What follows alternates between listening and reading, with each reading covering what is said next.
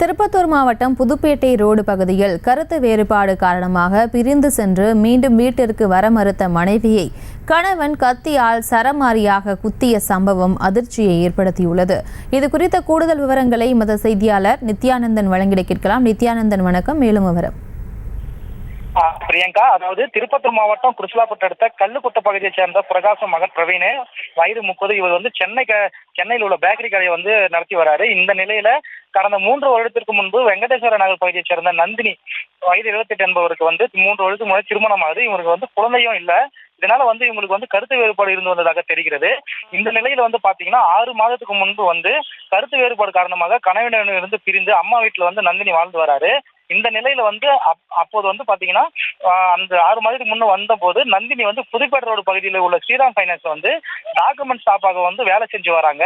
இந்த நிலையில இன்று கணவன் காலையில ஸ்ரீராம் பைனான்ஸ் சென்று மனைவியை தனியாக அழைத்து என்னோட வாங்க அப்படின்ற மாதிரி கூப்பிட்டுருக்காங்க. இதனால மனைவி வர மறுத்ததால புதுப்பேட்டை ரோடு பகுதியில் உள்ள பகுதியில தான் மறைத்து வைத்திருந்த கத்தியால மனைவி சராமாரியாக பல்வேறு இடங்களை குத்திருக்காரு.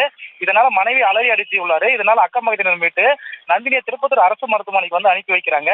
மேலும் கத்தியால் குத்தும் போது கணவனுக்கும் காயங்கள் ஏற்படுது.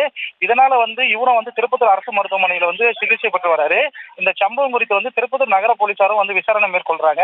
இந்த நிலையில கருத்து வேறுபாடு காரணத்தால கணவன் மனைவியை கத்தியால் குத்திய சம்பவம் பெரும் பரபரப்பை ஏற்படுத்தியுள்ளது. பிரியங்கா, விவரங்களுக்கு நன்றி நித்யானந்தன். செய்திகளை உடனுக்குடனும் துல்லியமாகவும் தெரிந்து கொள்ள சப்ஸ்கிரைப் பண்ணுங்க.